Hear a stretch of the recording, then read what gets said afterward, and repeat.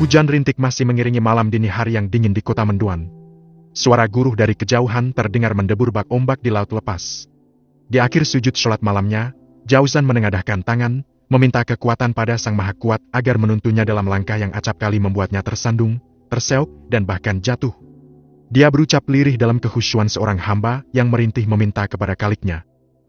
Ya Allah, Engkau Zat yang Maha Menetapkan, Zat yang Maha Mengetahui hari depan, Engkau yang Maha Membolak-balikan hati.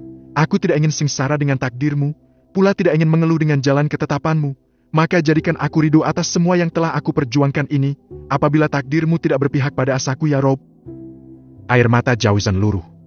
Batinnya rapuh bersimpuh di depan Sang Penetap takdir. Tidak berani dia memaksa, meski kalbunya demikian erat berharap akan dipersatukannya cinta dengan sang pujaan hati. Karena dia sadar, keyakinan adalah miliknya, tapi takdir adalah milik Sang Maha Kuasa, Allah Azza wa Jalla. Kembali dia berucap lirih dalam gemetarnya bibir. Namun sebaliknya, jika Engkau menakdirkan asaku sebagai takdir-Mu, maka mudahkan langkahku, lembutkan hati orang-orang di sekitarku, dan jadikan pula mereka ridho atas kami, serta berikanlah sakinah, ketenangan atas kami, dan keluarga kami. Amin. Dia mengakhiri doanya, lama terpekur menatap sajadah, membiarkan air matanya luruh di antara tekanan perasaannya. Puas mengadu pada Sang Pemberi hidup. Setelah beberapa saat, dia mengusap kering air matanya, melipat sajadah dan meletakkannya di atas rak sajadah dan beranjak dari tempat sujud. Dia melangkah ke arah jendela balkon rumahnya, seperti biasa menatap langit malam yang masih diselimuti gerimis. Tidak ada satupun bintang ataupun rembulan yang menghias. Dia tersenyum, berusaha ikhlas dan bahagia atas takdir dan segala kejadian. Bagaimanapun dia laki-laki, harus terlihat tegar dan kuat di depan manusia, tak boleh ada satu tetes pun air mata atas segala kesedihannya. Pin.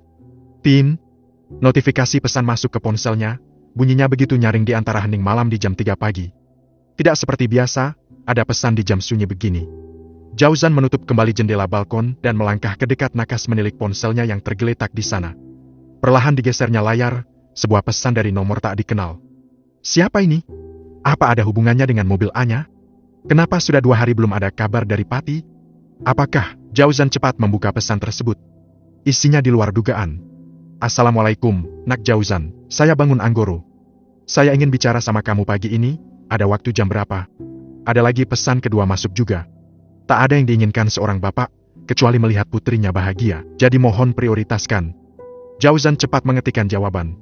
Waalaikumsalam, saya free sampai jam 8 pagi. Manut bapak saja. Mau jam berapa? Tin. Begitu cepat jawaban itu ditulis. Jam 6 pagi di kafe Hotel Astina. Dan tidak ada 5 detik, Jauzan memberikan balasan kesanggupan atas undangan Papa Anyelir. Nih, siap. Bismillah ya Allah, aku tidak ingin banyak berharap, tapi setidaknya, aku berusaha menjemput takdir-Mu yang lebih baik. Gumam lelaki 30 tahun itu dalam helaan napasnya yang dalam. Angin semilir pagi berhembus sejuk. Kabut tipis masih menyelimuti kota Purwokerto. Tapi sinar mentari mulai hangat menyapa di timur sana. Cahayanya lurus menembus kabut, memberi rasa nyaman kepada setiap manusia yang beraktivitas sepagi itu, seiring kicauan merdu kutilang yang mulai meloncat-loncat di atas dahan pohon asam Jawa dengan kepala putihnya. Jauzan menepikan mobilnya perlahan. Jam menunjukkan jam 5:55 WIB, dia sudah sampai di kafe hotel yang dijanjikan sebagai tempat mereka bertemu.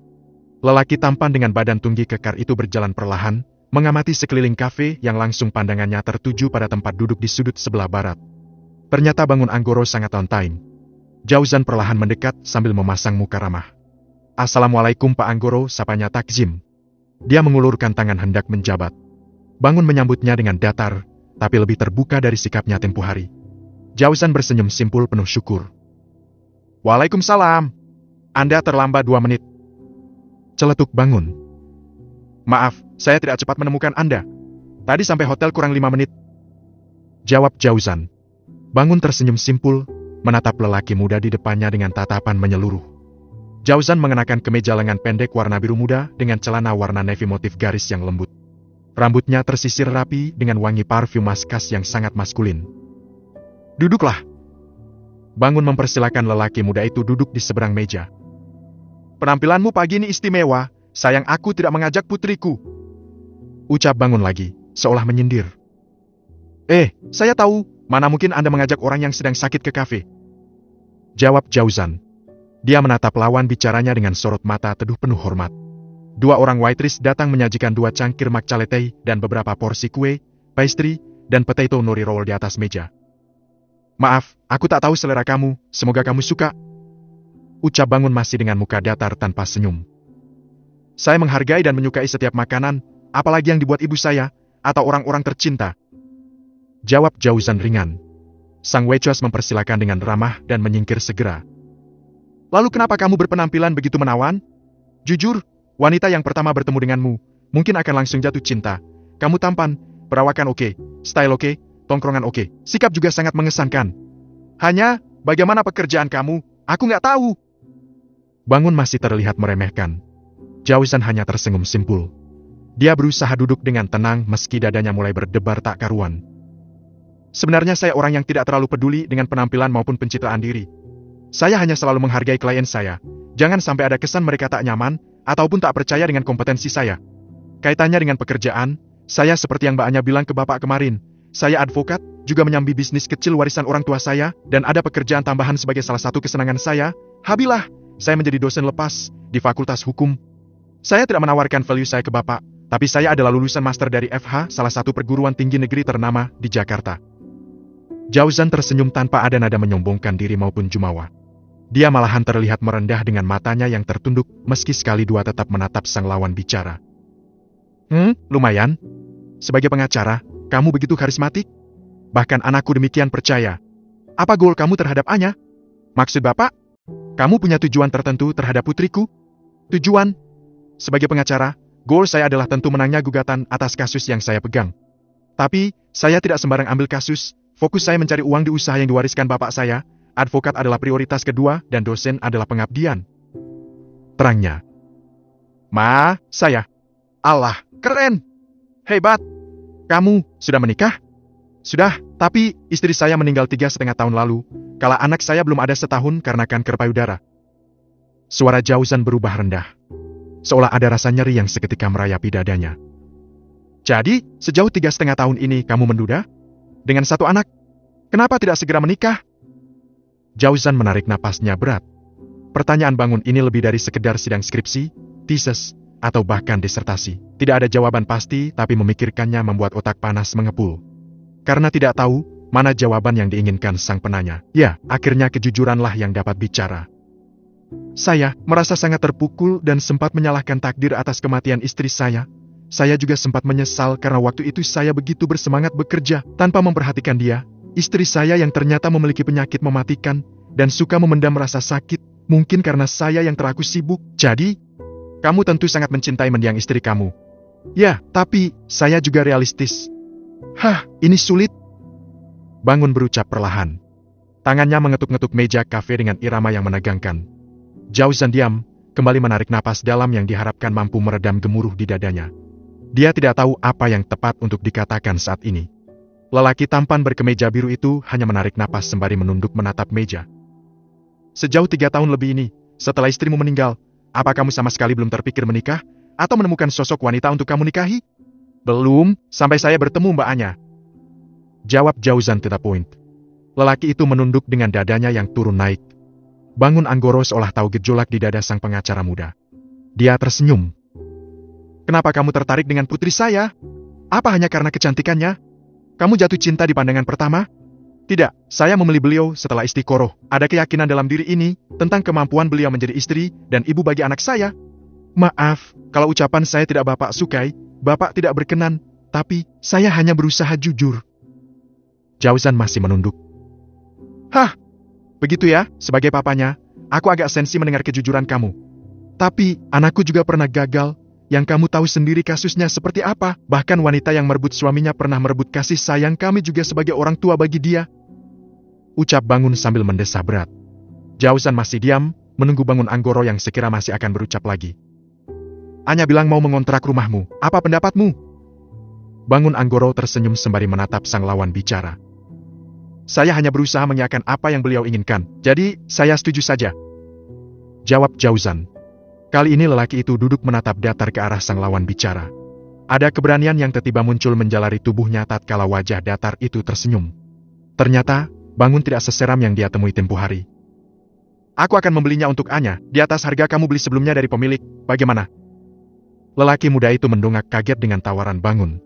Dia tentu tahu bahwa 3,5 M bukanlah nilai yang besar di mata pengusaha properti terkenal seperti Bangun Anggoro. Sebenarnya, rumah itu sudah mau dibeli Mbak Anya, tapi beliau berubah pikiran. Jadi, saya tidak bisa memaksa apa yang beliau mau, saya iakan saja. Jangan bilang Anya, aku yang akan membelinya. Kejar Bangun. Tidak perlu. Kenapa? Kamu kira saya nggak mampu? Rumah itu sebenarnya sudah atas nama Mbak Anya. Jawaban Jauzan akhirnya lolos juga. Apa? Jadi kamu berikan cuma-cuma? Bisa dibilang begitu. Atau rencana sebagai mahar? Tidak, saya ikhlas memberinya, tapi mohon jangan. Kenapa? Saya takut putri Bapak akan menolaknya. Saya hanya ingin melindunginya dari ancaman para pembunuh, dari orang-orang yang tidak menyukainya, juga dari orang-orang jahil yang ingin mengganggu kenyamanan dia. Saya juga sedang dalam misi melacak mobil beliau yang terpantau terakhir masuk Penada di Pati. Ucap Jauzan mantap. Apa? Jadi benar kamu tahu tentang putriku yang menjadi target pembunuhan? Saya tidak tahu, tapi mengingat kejadian sebelumnya, saya hanya mengantisipasi, supaya beliau lebih aman saat ini. Bangun Anggoro mengangguk-anggukan kepalanya. Ada sebuah kata kagum yang kini mulai tersemat dalam pikirannya tentang sosok Jauzan Zuhri. Baik, pertemuan ini bukan berarti aku menyetujui kamu mengambil putriku. Tapi mengingat masa lalu Anya, aku hanya ingin lebih selektif memberikannya pada laki-laki. Bangun berucap dalam. Jauzan sekali lagi menarik napasnya berat. Ucapan Bangun mengandung makna tidak menyukainya, atau dengan kata lain menolak dia sebagai calon menantu kan? Jika ini memang takdir Allah, bukankah aku harus ridho? Suara hati Jauzan mulai berbicara. Meski Hilman bilang kamu lebih muda, tapi pemikiran kamu sungguh di luar yang kusangka. Baiklah, aku beri tantangan padamu, buat aku yakin dalam bulan-bulan ini untuk memberikan Anya padamu, karena sebenarnya aku sudah punya sosok yang pas buat dia. Tapi, kalau kamu berhasil mengalihkan keyakinanku, aku tidak akan mengingkari janji. Ucap Bangun mantap sembari tersenyum.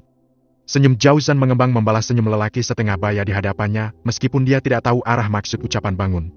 Setidaknya, dia tahu masih ada kesempatan yang harus dia perjuangkan, meski sebenarnya dia tidak suka sebuah persaingan. Bagaimana? Kenapa kamu diam? Apa kamu merasa kalah sebelum bertanding? Kini muka Bangun terlihat sinis. Ada dua sosok dokter spesialis dengan latar keluarga mentereng sebagai saingan kamu, dan aku sudah bertemu masing-masing dengan keluarga mereka. Ucap Bangun terlihat jumawa. Sekali lagi Jauzan hanya tersenyum. Dia tahu Anya, dia sangat yakin dengan segala tentang wanita itu. Jika uang dan kekuasaan bukanlah hal yang menjadi prioritas sang wanita karena kenyataannya dia adalah wanita mandiri yang punya talenta. Pak Anggoro, saya sanggupi tantangan Anda. Saya tidak jumawa dengan kemampuan saya, tapi saya hanya mengandalkan keyakinan pada Allah. Jika jodoh perlu diperjuangkan, dan saya pun tidak akan mengemis meminta putri Anda pada Anda, pun mengemis meminta cinta pada Mbak Anya sendiri. Cukup saya merayu Allah saja. Ucap Jauzan masih dengan suara rendah. Kamu tahu, justru ucapan kamu itu adalah sebuah kesombongan tingkat tinggi. Bangun tersenyum miring. Tidak, bukan, saya hanya ingin berusaha ridho atas ketetapan takdir, baik tercapai maupun tidak asa saya akan tetap waras, tapi saya tetap akan buktikan kesungguhan lahir batin, bahwa saya benar mencintai dan akan melindungi putri Anda, sepenuh kemampuan saya. Ucapnya penuh keyakinan. Bangun Anggoro tersenyum. Kembali telinganya dibuat terpana dengan segala ucapan sang lelaki muda. Jika lisannya saja penuh kebijakan, apakah tindakannya juga? Tin. Sebuah notifikasi pesan menyala. Jauzan meminta izin membuka handphonenya. Pak, saya diperbolehkan pulang siang ini, bisa bantu?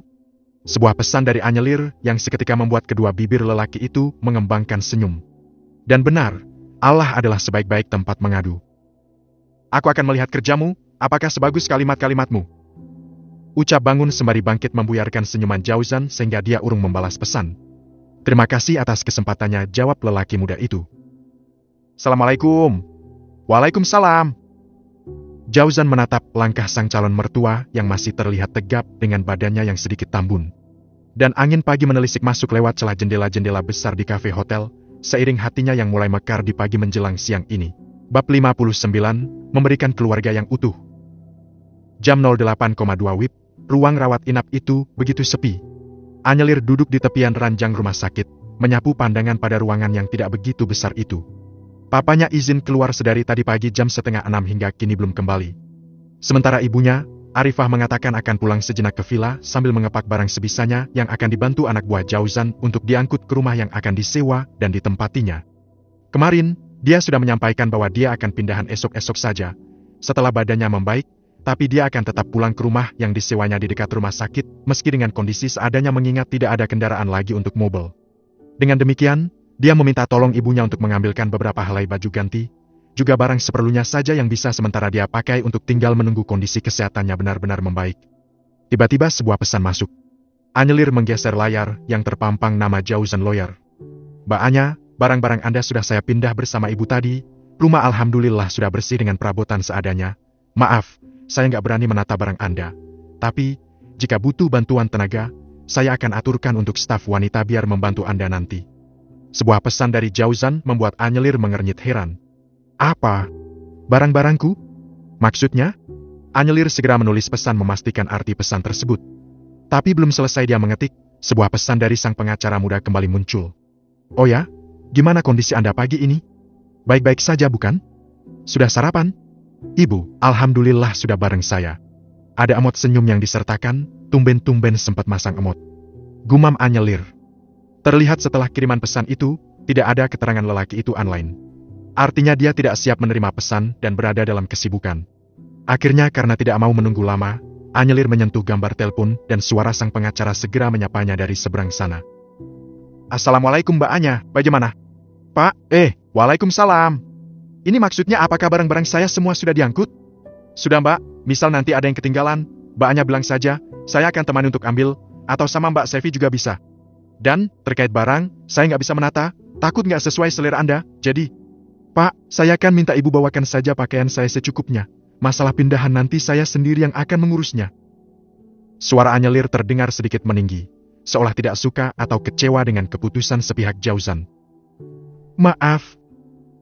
Hanya itu ucapan Jauzan. Hening, tak ada suara terdengar, bahkan desah napas pun seolah terhenti.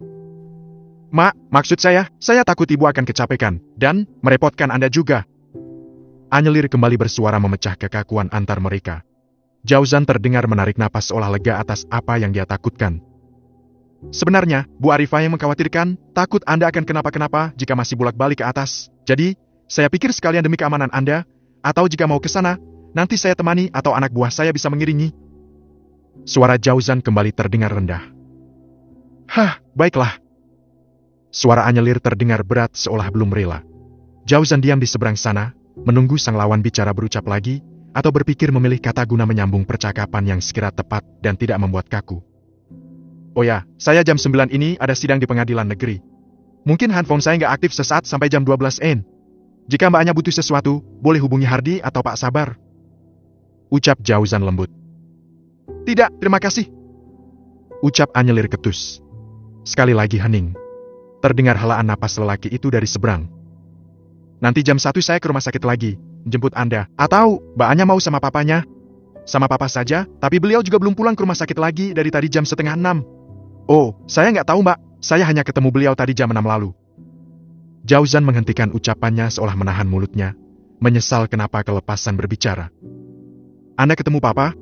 Maksudnya, secara nggak sengaja di depan rumah sakit tadi pagi pas jemput ibu jam 7 kurang?" Jauzan terbata. "Oh, saya pulang jam 11, kalau jam 1 insya Allah sudah di rumah Pak." "Baiklah, nanti jam 1 saya ke rumah. Ada yang mau saya sampaikan juga." "Terkait apa?" "Ya, nanti saja Mbak. Kalau sekarang nggak seru saya bicara." Ucap Jauzan dengan senyum yang ditahan. Anyelir mendesah kecewa, tapi tetap berusaha diam dan datar. "Baiklah." Tok-tok. "Assalamualaikum." Terdengar suara ketukan pintu juga salam dan muncul 3 orang masuk ke dalam ruangan 6x8 itu dengan senyuman ramah. Salah satunya adalah lelaki tampan dengan beberapa sisi muka yang sedikit lebam yang sangat dikenalinya. Ferdian Nugrah Abiseka, beserta seorang lelaki setengah baya berkacamata, dan wanita cantik yang sudah berumur dengan rambut diblow warna hitam kecoklatan. "Waalaikumsalam, Ferdi." Anyelir kaget dan seketika menggeser duduknya mundur, cepat menyembunyikan kakinya yang terbuka di balik selimut tebal sambil memasang muka waspada. "Siapa Mbak?" Suara dari balik telepon masih terdengar. "Ya sudah Pak, nanti kita sambung lagi. Terima kasih, Assalamualaikum." Anyelir menutup telepon sepihak. "Waalaikumsalam." Anyelir meletakkan kembali ponselnya di atas ranjang. Hatinya penuh dengan rasa khawatir tiba-tiba pintu terbuka, dan muncul 3 orang asing dan membuatnya seketika menatap nanar. Anya, ini papi dan mami aku. Aku sekali lagi minta maaf. Beliau berdua juga sudah ketemu papa kamu kemarin. Semua merestui kita, Anya. Ucap Ferdi dengan senyuman yang paling manis. Maaf, Fa, aku belum bisa memaafkan kamu. Ucap Anyelir datar tanpa mau menatap sedikit pun ke muka penuh lebam di hadapannya. Nah Anya, Dr. Tias Anggoro, saya Setiawan Abiseka, orang tua Ferdi, atas nama keluarga Abiseka kami memohon maaf. Semoga insiden kemarin tidak menjadi aib dan kita semua bisa memperbaiki. Ucap lelaki berjas hitam dengan kacamata yang beberapa sisi rambutnya mulai memutih itu, yang ternyata adalah papinya Ferdi. Anyelir diam dengan posisi masih menunduk, seolah menutup komunikasi dengan keluarga itu. Nak, mami dengar juga kalian seangkatan. Kamu tahu, itu justru yang membuktikan cinta dan kesetiaan Ferdi, ingat. Dia menunggumu sampai 14 tahun dan tetap setia menanti. Kamu harusnya menghargai itu. Suara wanita cantik berambut kecoklatan itu ramah. Tentu, saya sangat menghargai, tapi bukan dengan merusak orang yang dicintai, apalagi melanggar norma agama. Maafkan saya, tapi jangan ajak saya untuk berkubang dalam dosa dengan dalih cinta agama itu tidak menyulitkan, tapi juga tidak bisa disepelekan, apalagi sengaja diterjang aturannya. Urusannya bukan hanya di dunia, tapi tabungan di akhirat nanti. Maaf, ini prinsip saya. Ucap Anyelir ketus.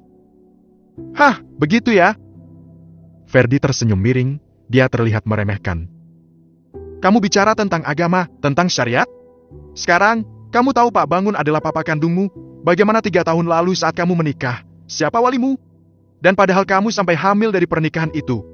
Artinya, bukan aku saja kan yang melakukan pelanggaran? Lanjut Ferdi. Kamu tidak paham syariat Ferdi, bahkan hukum manusia juga tidak berlaku surut. Kala itu posisi aku tidak tahu. Rasulullah mengatakan segala amal itu tergantung niat Ferdi. Selama kita tidak ada niat menentang syariat, maka hukum itu tidak berlaku dan tidak menyulitkan kita.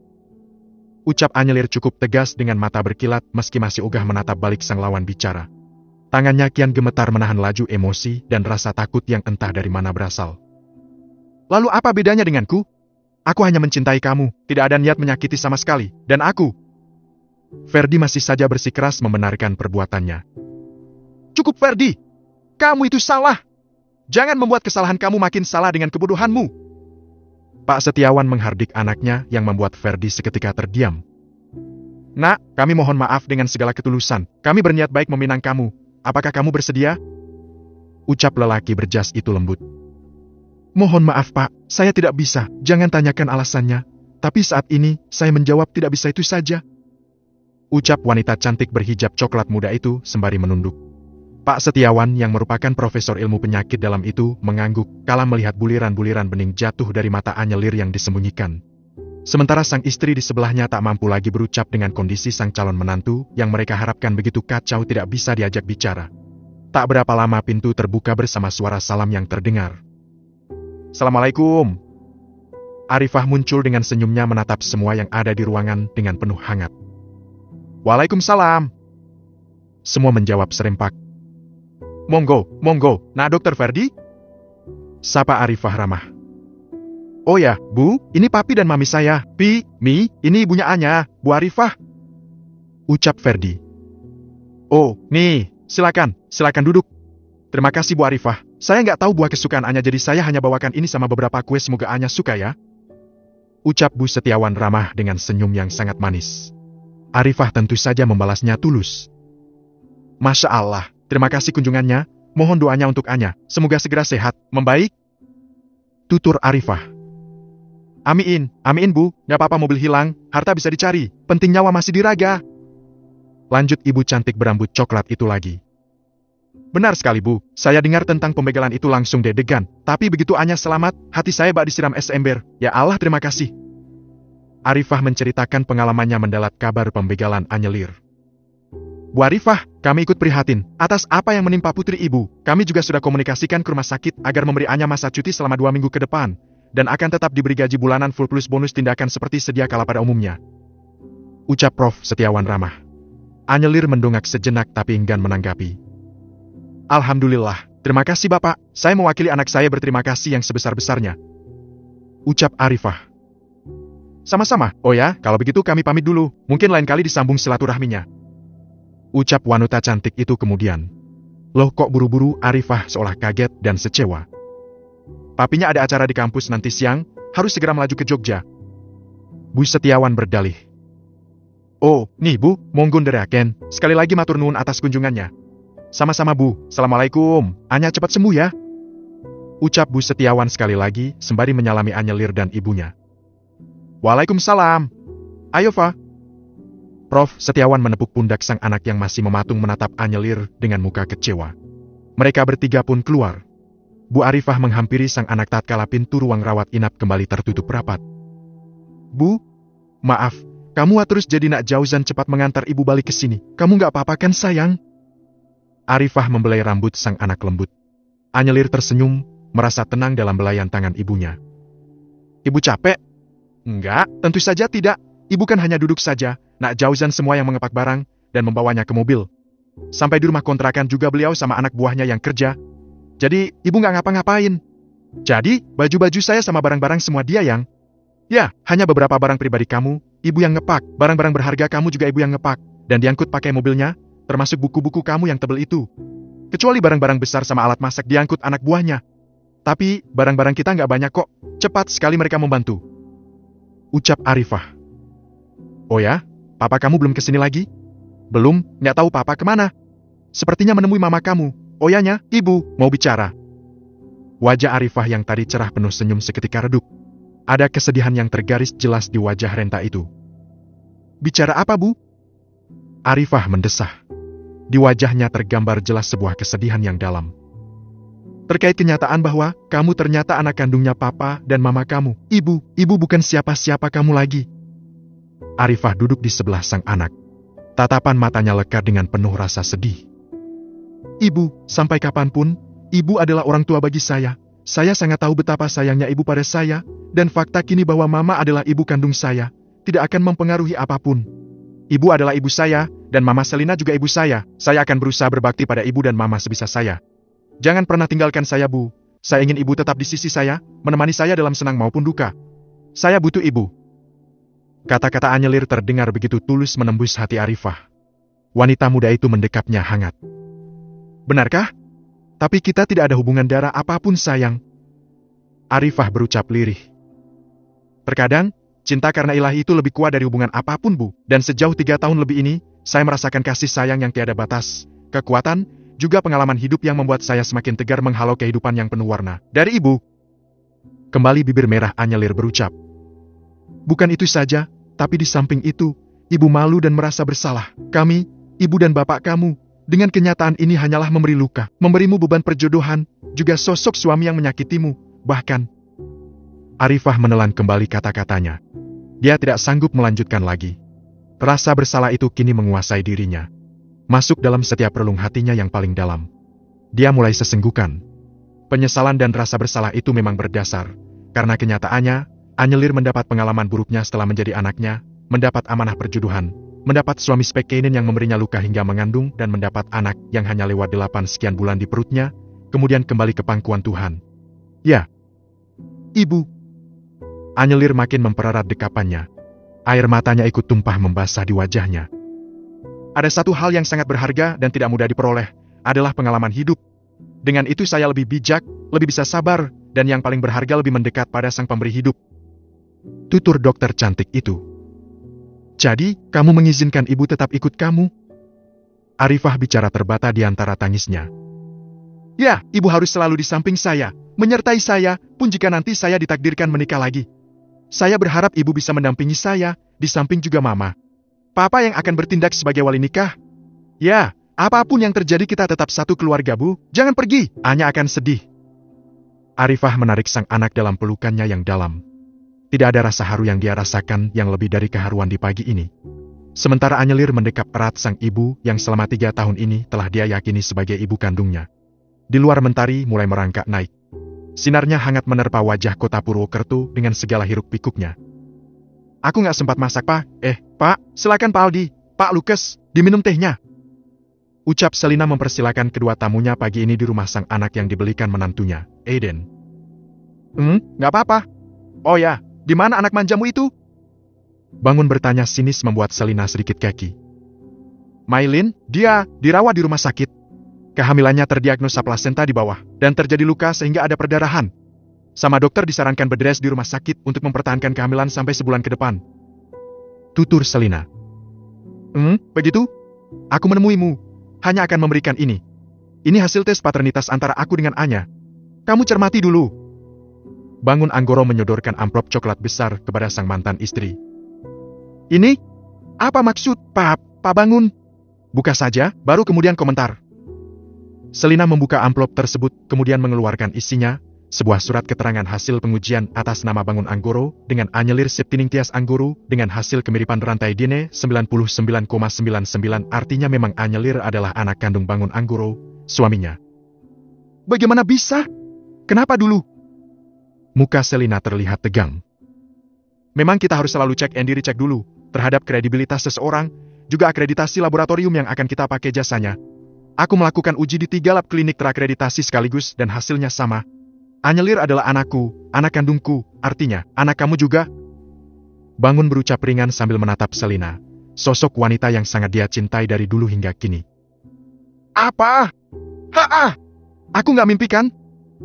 Mata Selina seketika berkaca-kaca, mulutnya melongo dengan terus mengamati laporan hasil uji di tangannya. Lukas kembali memberinya 2 amplop sekaligus dari 2 lab klinik yang berbeda dengan keterangan terakreditasi, yang dibukanya dengan hasil sama. Kemiripan rantai DNA antara Bangun dan Anya adalah 99,99. Jika kamu masih ingin meyakinkan diri, boleh uji denganmu. Tidak, aku sangat-sangat percaya, sangat. Air mata Selina tak hentinya turun. Lalu, bagaimana kamu akan perlakukan Mailin? Dia bukan anak kamu loh, malah dia yang beberapa kali menyakiti dan menyerang anak kamu. Tangis Selina pecah, makin lama makin dalam. Air matanya menganak sungai meski tidak terisak-isak. Dia menangis dalam rasa yang begitu menyayat. Penyesalan, marah, sedih, prihatin, bayangan wajah Anyelir yang terus-menerus memenuhi matanya. Anya, bagaimana dia sekarang? Pantas aku selalu kepikiran dia, karena dia darah dagingku. Dia kena begal. Terakhir aku mengunjunginya dan melihat banyak jejas luka. Suara Selina makin memilukan hati. Kali ini dia tak mampu lagi menahan diri, sesenggukan dalam perasaannya yang dalam. Dia bukan hanya dibegal, tapi dia juga dilecehkan. Tapi, Papa sudah tangani semua. Oh ya, kamu cepatlah dampingi anak kamu. Aku juga ingin memberi keluarga yang utuh untuk Anyelir. Jadilah istriku lagi. Aku tidak pernah sungguh-sungguh menalakmu. Aku tahu, kamu wanita setia, Selina. Papa serius? Bangun mengangguk perlahan. Senyum Selina seketika mengembang.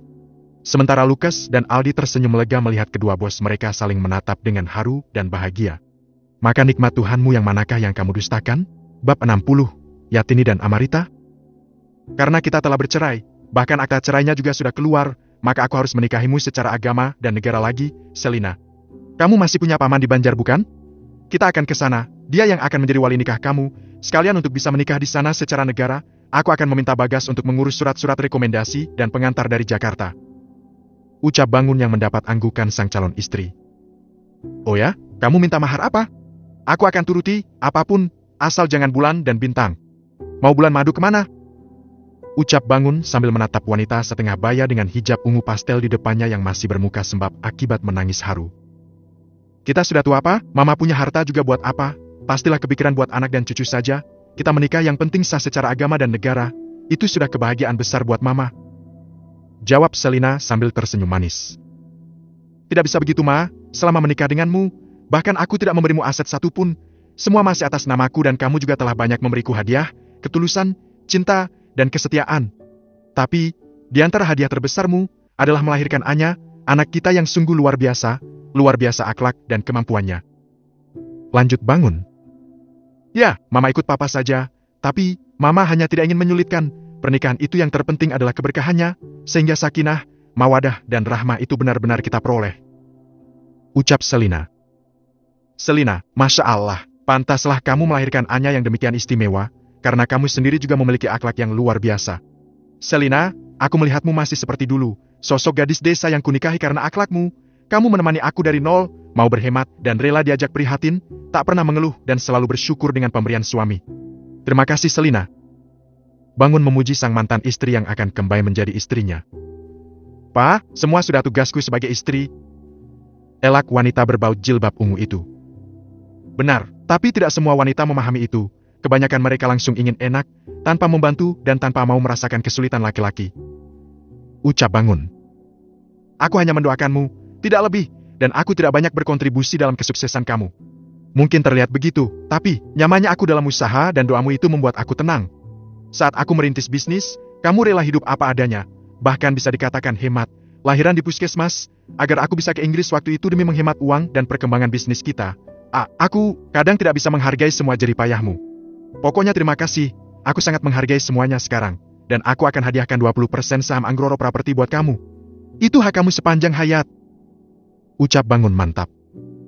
Pak, toh semua juga akan kita berikan ke Anya. Aku nggak masalah asal kamu beri penghidupan saja. Tidak, ini keputusanku. Kamu tentu juga tahu aku seperti apa kan? Baiklah, aku ikut papa saja. Bagaimana baiknya? Aku akan suruh Bagas mengurus semuanya. Dan saat ini, kita harus ke Cilacap menemui Pak Berli dan menjelaskan tentang status Melinda di keluarga kita. Di samping juga aku ingin memasrahkan Mailin pada mertuanya. Syukur dia bisa tobat dan berubah. Jika tidak ya sudah bukan urusan kita. Ucap Bangun Anggoro tegas. Hah, lalu kalau bukan anak kita dan anak Bu Arifah Pak Hartono, Mailin anak siapa? Gak tahu itu, gak jelas bapaknya siapa. Ibunya datang ke puskesmas, buat lahiran saja tanpa diantar siapapun. Makanya anaknya dikasihkan orang. Kukira mungkin anak hasil hubungan gelap. Tapi yang aku dengar dari perawat, nama ibunya Amarita, dan sekarang menjadi wanita tunasusila yang kerja di dunia malam. Hah, Selina, aku jadi makin merasa bersalah, karena aku juga, putri kita merasakan hidup yang penuh warna dalam penderitaan. Coba waktu itu aku sudah mampu, kau bisa lahiran di tempat yang lebih nyaman, dan tragedi Anya tidak pernah terjadi. Bangun berucap lirih penuh sesal. Pak, semua sudah garis takdir. Aku yakin, Anya tidak akan menyesali ini. Sejauh ini, kamu yang utama menjadi promotor kesuksesan dia dalam dunia pendidikan. Tidak, dia pintar itu mewarisi bakat kamu, kecerdasan kamu. Aku hanya menyekolahkannya sampai dokter, dia kuliah spesialis juga dari beasiswa atas usahanya. Apalagi? Elak Bangun. Anya memang sangat berbakat, tapi Selina, mungkin kamu juga perlu ingatkan lagi. Pengalaman dengan Eden dan hinaan keluarga Eden, membuat dia protektif terhadap diri sendiri dan menjadi sosok yang ingin menonjol atau sosok diakui, sehingga dia kadang terkesan sombong dan seolah tidak butuh bantuan atau pertolongan orang lain, utamanya laki-laki. Kamu harus luruskan. Hanya kamu yang bisa. Lanjut lelaki itu. Pak, apa nggak sebaiknya kita ketemu Anya dulu? Aku sangat merindukannya. Baiklah, aku akan ajak kamu ke rumah sakit. Siang ini dia keluar, katanya mau langsung ke kontrakannya. Nah, dia ngontrak di rumah pengacaranya, berondong tampan anak satu itu. Sepertinya aku menangkap Anya sedang jatuh cinta sama dia. Tapi aku sedang selidiki latar belakang duda itu. Apa benar dia baik untuk Anya? Maksud papa, Jausan ya?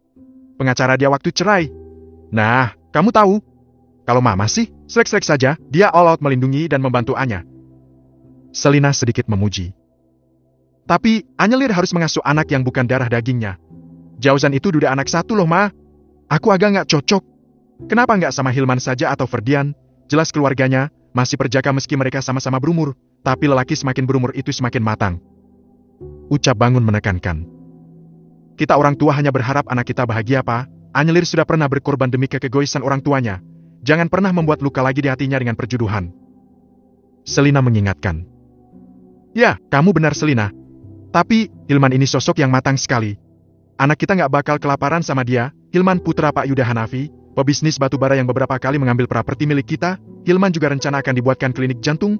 Nah, beliau sempat bilang ke aku, antara Hilman dan Anya adalah kolaborasi yang pas. Hilman ini spesialis jantung, dan Anya bedah jantungnya. Klop bukan? Mereka akan saling mengisi, dan mendukung karirnya. Bangun tersenyum menang. Lalu kalau sama Jausan, apa papa kira dia akan kelaparan?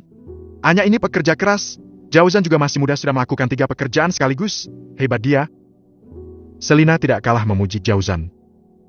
Hah, iya sih, tapi anaknya itu, masak aku harus terima cucu yang bukan darahku. Bangun sendi.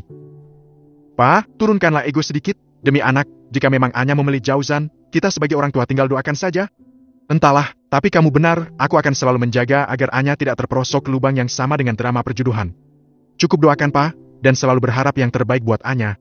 Ya, ayo, katanya mau ke rumah sakit. Anya pasti sudah menunggu kedatangan Mama. Ya. Sinar mentari mulai hangat seiring pagi yang mulai bergerak siang. Para anak buah di luar rumah itu tampak berbisik-bisik dengan senyuman bahagia atas rujuknya kembali bos mereka.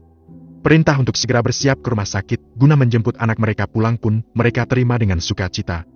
Dan beberapa saat kemudian, mobil MPV mewah besar itu bergerak menjauh dari rumah itu bergerak ke arah utara ke rumah sakit di mana Anyelir dirawat. Anya. Selina mendekap erat putrinya. Mama, maaf, atas semua ketidakadilan yang kamu dapat dari Mama selama ini nak. Mama yang salah tidak membuka mata Mama. bahkan kamu begitu mirip Mama. Tapi Mama masih saja percaya dengan mereka. Ucap Selina dalam tangis harunya. Anyelir hanya mengangguk tanpa mampu berkata-kata lagi.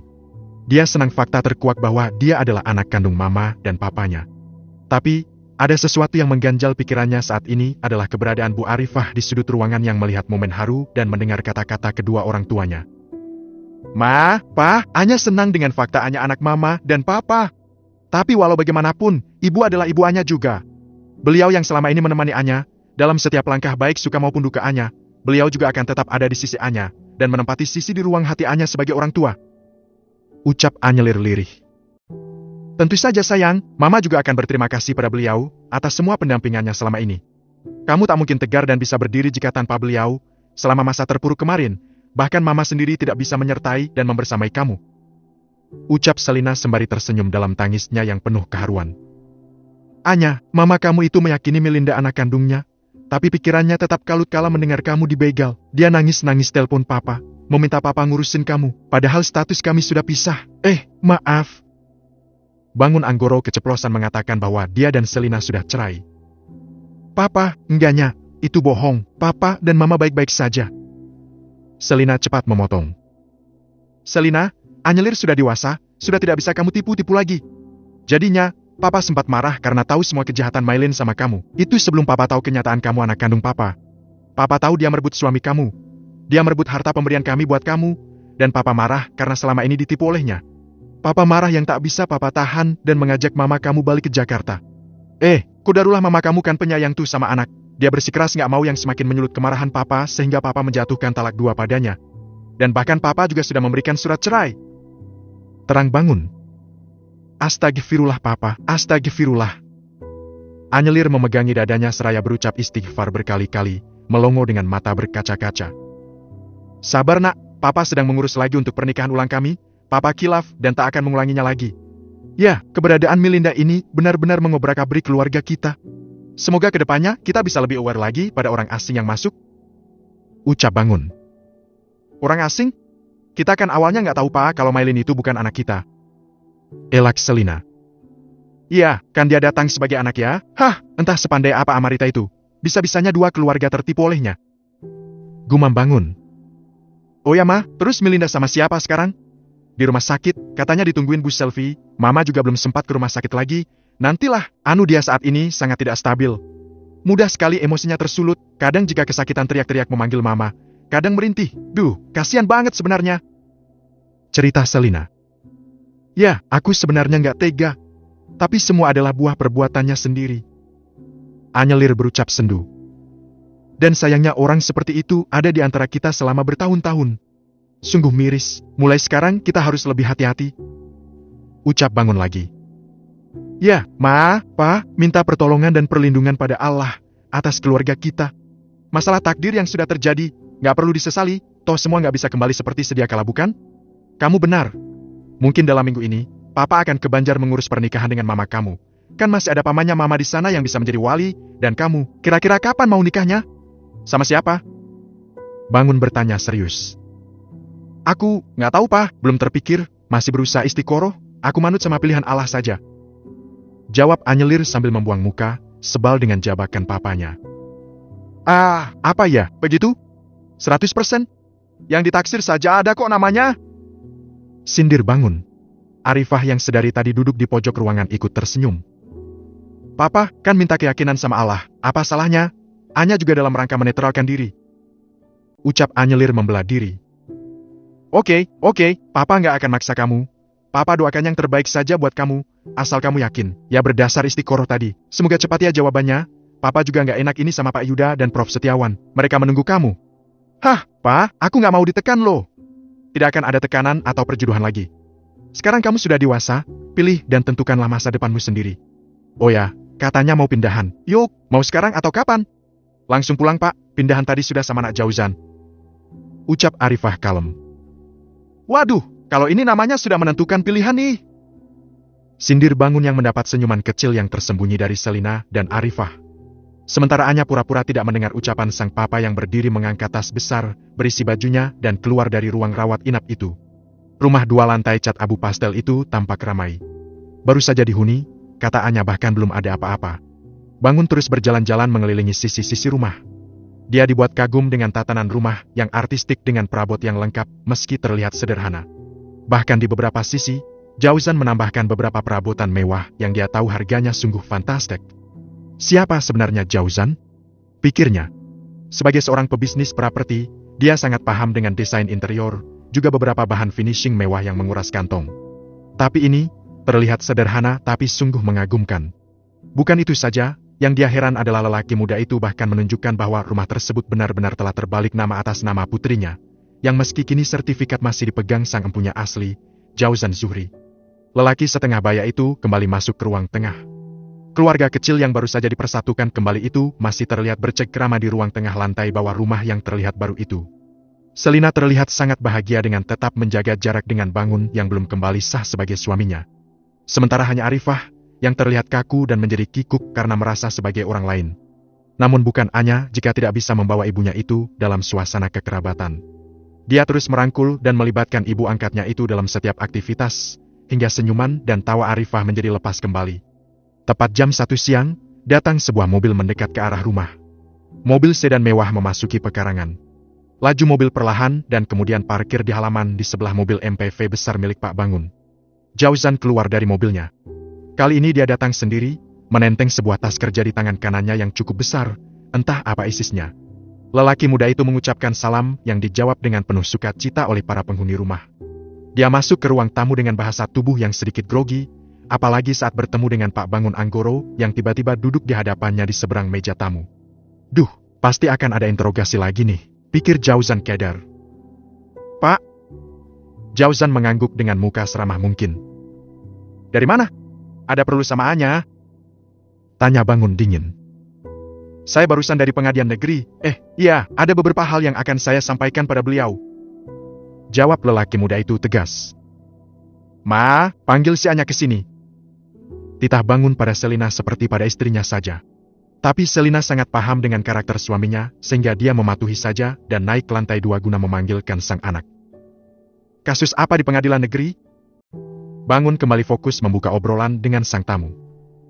Kasus klien saya, Pak, kasus pidana, tapi tidak bisa saya ceritakan, itu kode etik advokat. Kami harus menjaga kerahasiaan dan privasi klien kami. Jawab Jauzan rendah. Bangun hanya mengangguk. Kata kamu, advokat hanyalah profesi kesenangan, lalu kenapa seolah menjadi utama? Kenapa kamu gak menggarap serius bisnis ayah kamu saja? Dari satu kasus klien, kamu selesaikan berapa lama? Aku tahu betul rincian biaya kasus pengacaraku. Bangun berucap lagi membuat nyali lelaki muda itu sedikit menciut.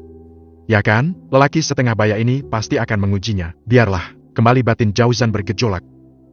Ada waktunya, hanya tidak saya lakukan secara bersamaan. Biarlah orang mengatakan apa tentang pekerjaan saya juga pernah dikatakan pencari receh, gak masalah. Selagi ini pekerjaan halal, saya gak malu. Lanjut Jauzan.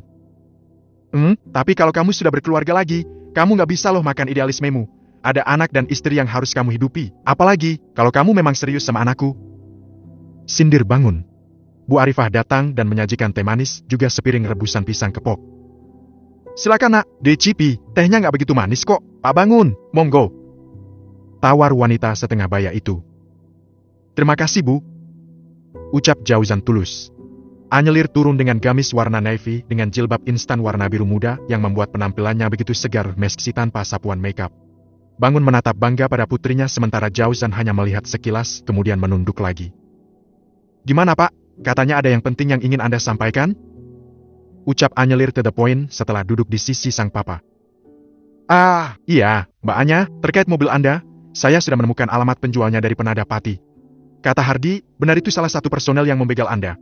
Polisi sedang merunut tersangka ke daerah Banjarnegara bagian selatan, ada nama seorang wanita bernama Yatini yang ada di balik pekerjaan mereka.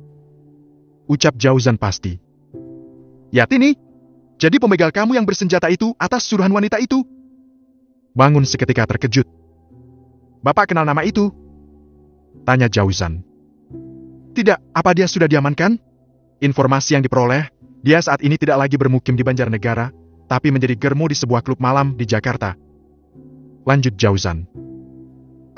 Saya pusing Pak, itu membuat saya makin takut. Sudahlah. Anyelir memegangi kepalanya. Baiklah, Anda tidak perlu memusingkannya, biar saya saja yang mengurus dan melacak, Yang penting Anda selalu dengarkan saya demi keamanan Anda. Ucap Jauzan menekankan yang membuat Anyelir seketika mengangguk.